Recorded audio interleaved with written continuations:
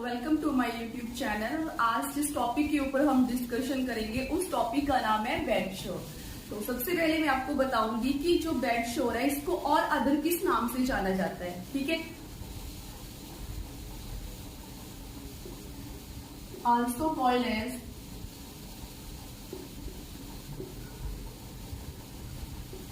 Pressure शोर या फिर किसी को अदर और नाम से जाना जाता है डेक्टिवाइटिस अल्सर।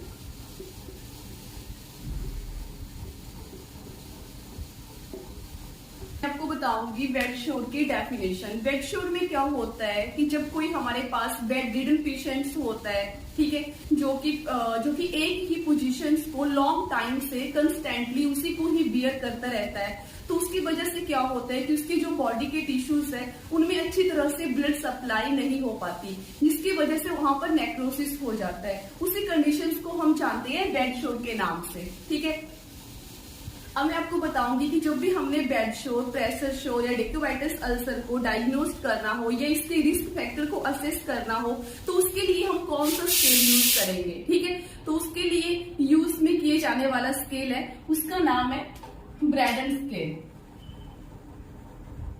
अब मैं आपको ब्रैडन स्केल के बारे में बताऊंगी।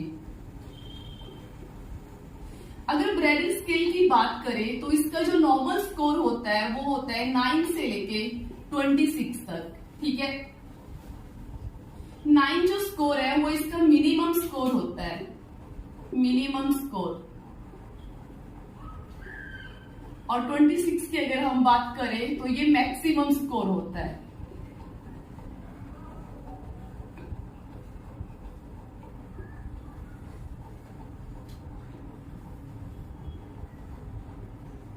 ठीक है,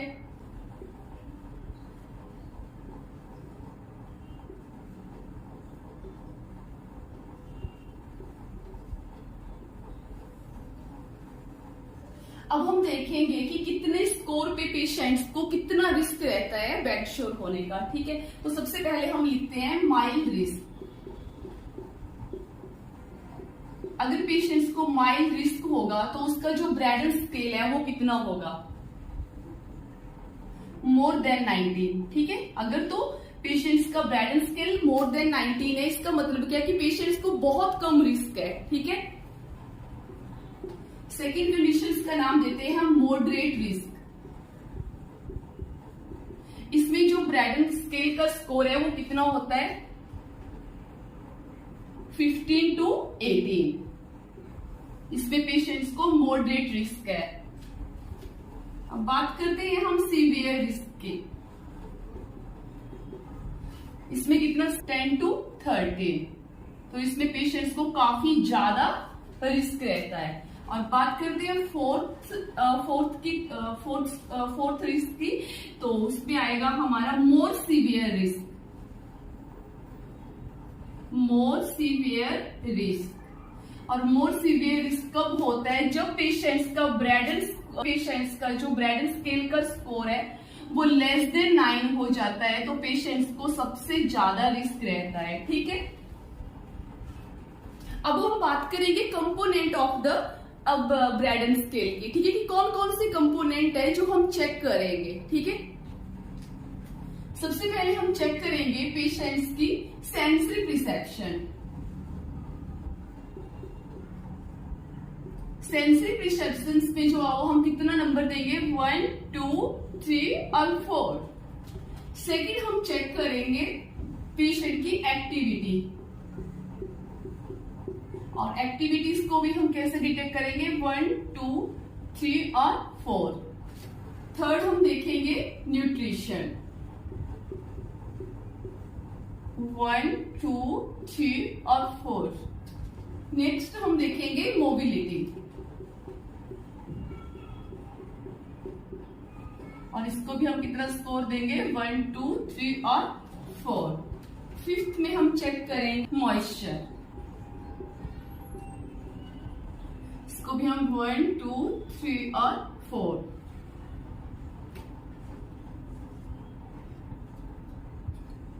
लास्ट में आता है हमारा 6th में फ्रिक्शन। और फ्रिक्शंस को हम कितना स्कोर देंगे, 1, 2 और 3। अगर हम इन सभी को काउंट करेंगे तो ये कितना हो जाएगा हमारे पास 23। ठीक है, तो ये हमारा मैक्सिमम स्कोर है 23। ठीक है, नॉर्मल कंपोनेंट जो थे ब्राइडल स्केल के अंडर वो कितने थे, वो 6 थे। अब हम बात करते हैं the stages of the bed शोर।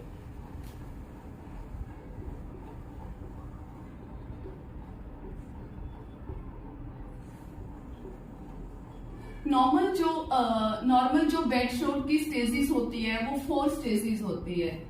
अगर हम बात करें फर्स्ट स्टेज की, तो फर्स्ट स्टेज ऑफ बेड शोर को किस नाम से जाना जाता है,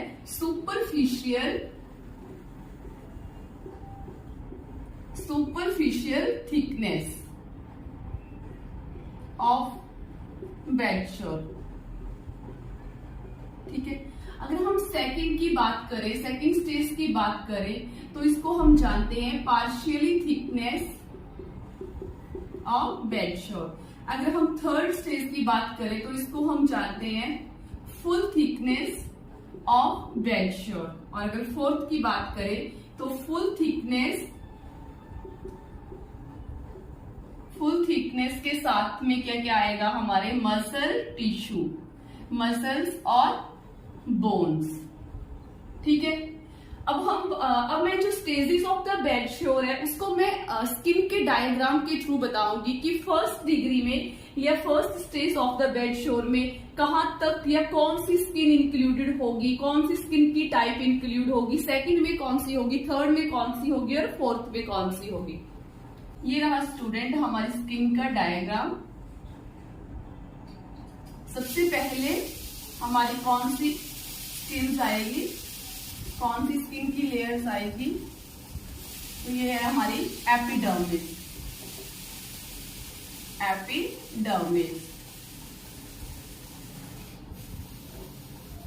सेकंड नंबर पे कौन सी आएगी,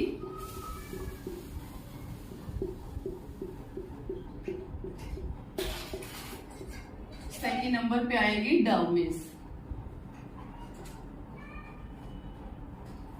बात करते हैं थर्ड डिग्री या थर्ड डिग्री ऑफ द या third stage of the bed शोर। इसमें आएंगे हमारे सबक्यूटेनियस टिश्यू।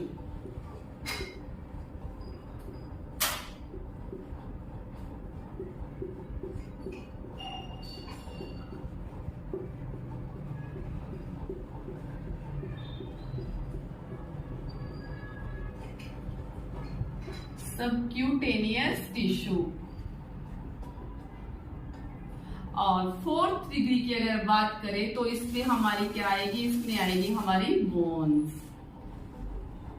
ठीक है, ये क्या है हमारी बोन।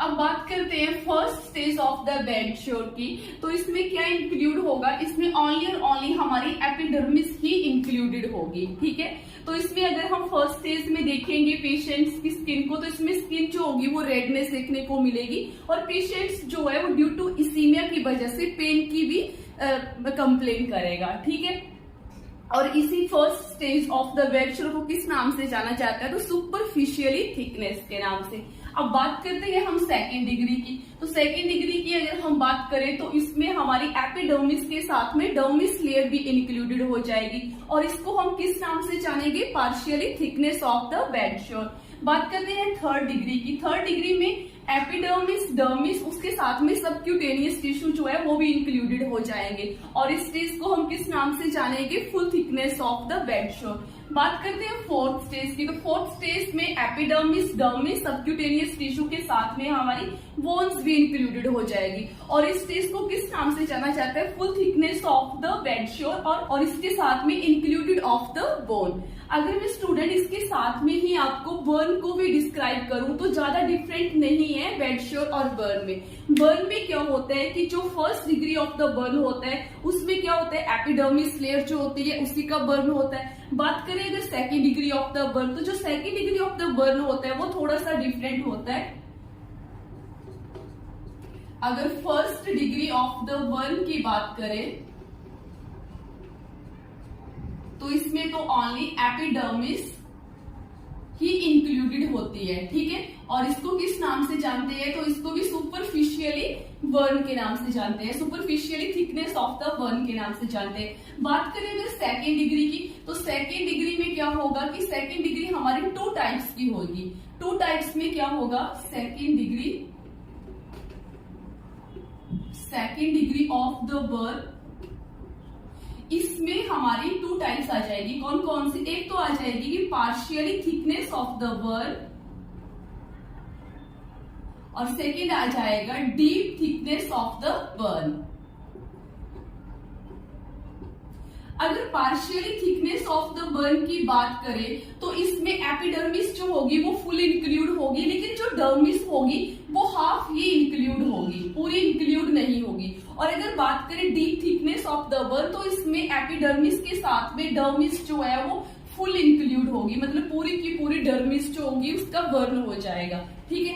अगर बात करें third degree of the burn, third degree of the burn, तो third degree of the burn में क्या होगा, एपिडर्मिस, डर्मिस और उसके साथ में सबक्यूटेनियस टिश्यू। और इस third degree of the burn को किस नाम से जानेंगे, full thickness of the burn.